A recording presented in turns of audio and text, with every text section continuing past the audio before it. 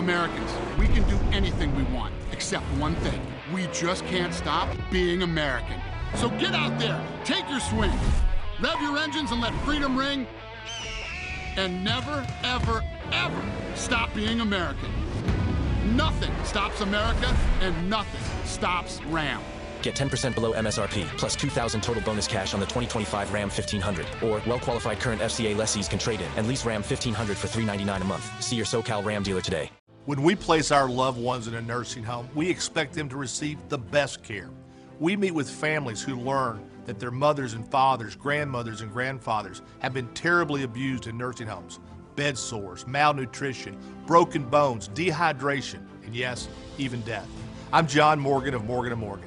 If you believe that a loved one has been abused or neglected while living in a nursing home, call us. The consultation is free. Call 1-800-602-5200.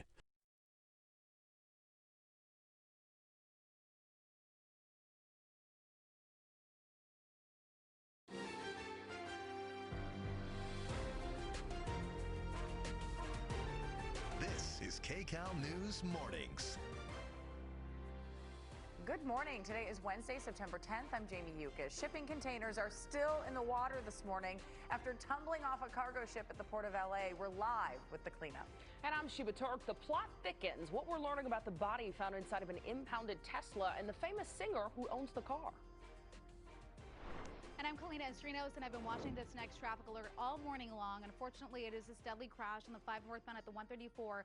All lanes are shut down in that direction, and we've had our photographer Mike McGregor on the ground showing us the road that no one is traveling through. I want to show you the map this morning. You can still see that black patch there in the northbound traffic building. So it's a 25-minute ride right now if you did decide to still take the freeway. It's just really slow, and then you'll be stopped. You can take the northbound 101, you can take the northbound 2, you can take San Fernando Road. All will help you around this. We do have traffic building on that 101, though, not so much on the northbound 2, which is good news. And speaking of that 101, there's a motorcycle crash now at Santa Monica Boulevard. The right lane is blocked off there, and you can see that backup in both directions, northbound at 31 minutes from the 5 to Santa Monica Boulevard. So you can still technically take the 101, just depends on where you need to hop on. If it's before that exit, you will be slow in that traffic that we have building out of downtown. Overall view of the rest of LA, lots of delays on the 405 in both directions on the mid-city. But I want to take you out to the IE this morning because the Cajon Pass has been jam-packed all morning. 36-minute ride from that 395 to the 215 and 44 minutes on the westbound 91 from Tyler to the 241.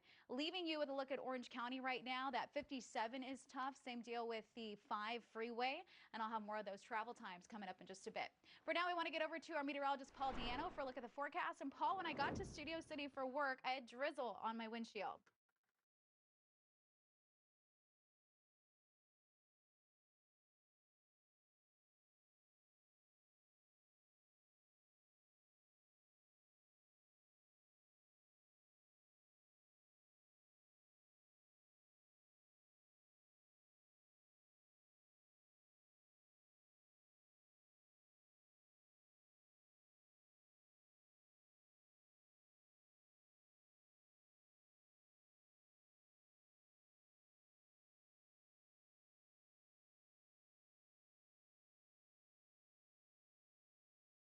All right, thank you so much, Paul. Some developing news now. A 3-car crash ends with a driver in custody. Assignment Manager Mark Liu at the desk to tell us what happened here, Mark. Yeah, Sheba, LAPD headquarters now tells us that driver going into handcuffs on suspicion of DUI after severely damaging 2 other cars and then crashing into a pole. Take a look at what our breaking news crew found when we got here to the scene at Haskell, just north of Van Owen and Van Nuys. Now, we heard this on the scanners this morning at about 4:30 here at the desk. It was the report of a pickup truck into a building. Well, that's not exactly what LAPD found when they got here. Instead, they found that white pickup truck against a power pole here at the corner. The driver was still at the scene. LAPD also found 2 other cars very heavily damaged after that white pickup truck apparently hit both of them. You see that black sedan right there. It's sort of up against the sidewalk. Then there's also a very large work truck that was knocked over onto its side. You see it there. Now, LAPD believes that both of these vehicles were parked at the time because there's no other drivers around and there's no other injuries reported here. But there's the driver of that original white pickup truck. Our breaking news crew saw that driver going through a field sobriety test. LAPD now says that driver being taken into custody. And they also found a handgun in that white pickup truck, which they are also going to be adding to this investigation. Thankfully, no injuries here, and those cars have now been towed out of that intersection. That's it here from the desk. I'll send it back to you. Mark, thank you. Dozens of giant shipping containers tumble into the sea at the Port of Long Beach, and cleanup is still underway this morning. That's right. Kcal News reporter Amanda Starantino live in Long Beach. And Amanda, this cleanup, we understand, is going to take a while.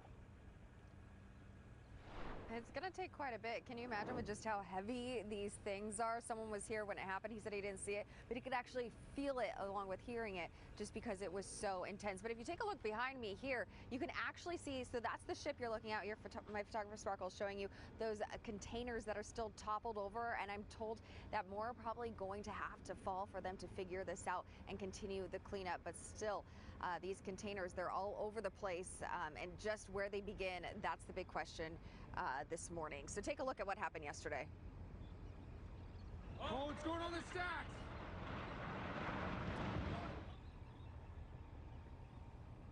This was just after 9 a.m. Tuesday. 67 containers, more than 1,300 tons of cargo toppled into the harbor. Some sank, others floated. Crews rushed to deploy booms to keep them from drifting out to sea. Fireboats actually used high-pressure streams to push debris to the side as well. Port officials suspended operations and evacuated about 100 workers, calling it a rare and dangerous accident. A mess. There was 50 to 60 containers floating out to the ocean. Mostly these sort of accidents or incidents happen at sea, but actually in port is a very, very rare incident. It could have been a lot worse, absolutely. So one person suffered a sprained ankle, but no major injuries. The Mississippi was carrying more than 2,000 containers packed with clothes, shoes, electronics, and furniture headed to U.S. stores. All right, if you come back out to us live here, we are looking at some sort of ship boat here. It has a crane on it. I'm not quite sure if this is here to help support this cleanup this morning. They're still just getting crews out here. You can tell they are surveying the area still this morning, trying to figure out what exactly to do. But the big question is where this investigation is going to go, exactly what happened. Was it human error, mechanical failure, technical failure, and how that bouncing situation just didn't work out for them yesterday, and how they're going to clean this up too, because it's a very, very tricky game of heavy Jenga they have here that can also be very dangerous. So we're going to keep an eye on that and continue to follow this as this develops. Back to you guys. Yeah, I was thinking Lego, but I guess it is more like Jenga with how you have to place it, make sure it's all in place. Yeah, oh my goodness. And they're so big and heavy. Yeah. Amanda, thank you so much. This morning, we're learning more details about that body found inside of a towed Tesla. So strange. The car actually belongs to a singer who's currently on tour. Kcal News reporter Tina Patel joins us live from Hollywood. And Tina, the singer is cooperating with the investigation. Yeah, and police are not saying that he or anybody else is a person of interest in this case, but the car where this body was found does belong to a singer-songwriter who was reportedly cooperating with authorities. Take a look at this.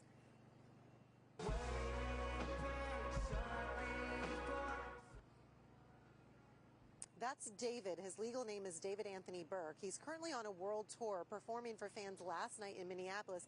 He has a concert scheduled for LA next weekend. Now, a car registered in his name is already here. It was towed to an impound lot in Hollywood last week. Workers noticed an alarming odor coming from the Tesla Monday, so they called investigators, and that's when they discovered decomposing human remains in a bag in the trunk of the car. The medical examiner says those remains belong to a woman. They're still trying to identify her and how she died. They believe she had been decomposing inside the vehicle for an extended period of time before she was found. People in the Hollywood Hills say that Tesla had actually been abandoned in their neighborhood since the beginning of summer. I think the community knew something was wrong and reported the car being abandoned. We all thought it was sewage. It's like heartbreaking for whoever the victim is. So one thing we know about the victim, the medical examiner says she had a tattoo on her index finger with the letters SHHH, like shh. So they're asking anyone who might know who that is, if they have any information about the possible victim, to come forward. I'll send it back to you. All right, Tina, this is very strange, but we'll keep checking in with you to get updates. Santa Monica has declared a state of fiscal distress. That's right. City leaders say the financial challenges stem from a decline in tourism and more than $229 million paid out for sexual abuse cases. Joining us now is the mayor of Santa Monica, Lana Negrete. Thank you so much for being with us this morning.